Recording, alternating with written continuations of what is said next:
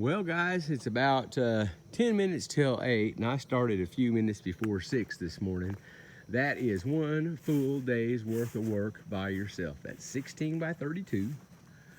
They're on 16-inch centers, and I got 1, 2, 3, 4, 5, 6, 7 of my blocks in. I almost have enough wood to finish my blocks. I think I am 2 2x10s short, which they didn't. I bought all they had. They didn't have any more whenever I got through getting them the other day.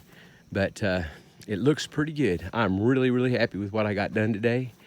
I ran me a chalk line from those screws right there. There's 3 screws to the other end, popped it. It just wasn't dark enough, and I was also afraid it might wash off, so I went ahead and went back down through there with my pencil and marked every one of them so they wouldn't wash off. And I made sure, as you can see, I got arrows down through there. The ones that have arrows on it are the ones that were crowned up. The other ones were either perfectly straight or the arrows on the other side. But and that one right there, I scratched it out because I did it wrong. But anyways, I just thought I'd bring you back and show you what I got done today. And like I said, that was absolutely a day's worth of work.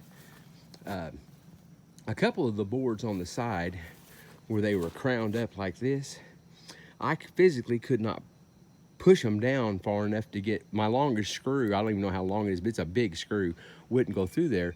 So what I ended up having to do is take me a real small paddle bit and drill a hole about halfway. There's 2 2x10s right here, 1, 2. Drill a hole about halfway through the first one, and then run my screw up through there so I'd have enough screw to grab a hold of it to pull it up. And that was kind of interesting. What I did is I took an old crankjack, like your car, like a car that you change your tires on your car with, and put in the middle and jacked it up, and then I drilled it, and then I put about 4 screws, about 1 every 2 foot, all the way down through there, all the way around it, the whole thing like that. And then I just put 1 screw here and 1 screw here as I went. And after I got everything all lined up the way I wanted it, then I went back with my Harbor Freight nail gun, and I think those are over 3-inch long nails. And as you can see, I put 1, 2, 3, well, that one's got 4 because I missed, 3 nails in each one of them there. And then in between each one of these joists, I put a nail here, and then on the inside, I put a nail here and a nail here. Plus you've got this screw down here. So there's a lot of nails in each one of those. And then as I put those blocks in there, I'm putting about 7 or 8 nails in each one of those. So it's really getting nailed together pretty good. As I said before, I put those blocks, I just had that extra concrete, and I had a little bit left in a bag, and I just dumped it out on the ground down there and stuck blocks in it. They're not square, they're not straight. That was just an afterthought, but they're every 8 foot. And what I think I'm gonna do is, after I run those blocks all the way down through here, I think I may take me a 2x4 and stand it on its edge and nail it underneath there, and just go ahead and block all that up, and then make me some wedges and wedge it and nail all that together, just to give me a little bit more. I don't want this floor to bounce. I couldn't afford to buy that 1.25-inch OSB. That stuff was over $100 a sheet, and I just didn't have the money for that. And I know I've worked in a lot of houses over the years that just have 3/4-inch plywood floors, and there's no problem with them. So that's what I'm going to put on this. But I went with 2x10s, and I'm blocking it so there's no open edge, and I'm keeping an eye on it to make sure it always breaks in the center.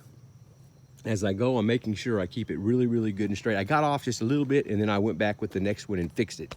So I'm really keeping a close eye on that, because I don't want any flex in this floor whatsoever. I want it to be just as solid as I can make it. And hopefully this is gonna do it. Doing this by yourself, I had to cut, well, I can show you right here. I had to cut every single board except for 4. All those boards. So there's all my little bits, and well, this one right here doesn't count, and this one right here doesn't count. The rest of those are all my cuts, and then for my blocking. Like I said, I've been working on those. Hey guys, and I don't know if I've ever showed you this saw or not, but I bought this 2 or 3 months ago, and I used it once just to try it out. And today is really the first time I got to really use it. Man, that dude works fantastic. I got it at Home Depot. Works really good. It's got a really good sharp, comes with a really good sharp blade, and then I bought 2 more blades just in case. But I really do like that saw. I don't remember what I paid for it. It seems like it was close to $200, but that's the most I've ever paid for a saw, other than my this little saw up here. I think I give well, really about the same for it, because I bought it 15 years ago. And then these right here are my scrap. This is the scrap wood that I cut off of all of the pressure treated wood, and then I cut it down and used it for those blocks in the center. And then this is my last piece right here, and I'm going to go ahead and cut this piece up, and then whenever I come back, I'll be starting fresh. But I just thought I'd make a quick little video. I'm tired. I've been out here, like I said, since a little before 6. Well, it was, the sun was just coming up, and it is 4 minutes till 8. And I've got to clean this mess up out here and get my 4-wheeler put up, and get the little backhoe put up, and get all my saws and everything all put up, and clean the travel trailer up, and you know, stay on the good side of the wife. Don't want her mad at me when she comes down here if I make a mess. But like I said, I'm real happy with the way things are turning out, and I wish I'd have had my GoPro where I could have made some videos and more videos today. It's hard to do it with this old camera. I mean, this cell phone, it's a good camera, but it's not near to the camera, I don't think, as my GoPro. But that was a brand new disc. I mean, that sand disc was brand spanking new. 128 is what it was on it, and it was the best one they had at Walmart, most expensive one they had. Well guys, thank you so much for checking in with me, and like I've said before, and I'll say it again, man, it's just beautiful down here. I can't hear anything, nothing but my air conditioner on my travel trailer. I know this much, my neighbors, I've probably drove them crazy today. I've been blasting all kinds of music. Well, you guys have a good one. Thank you so much.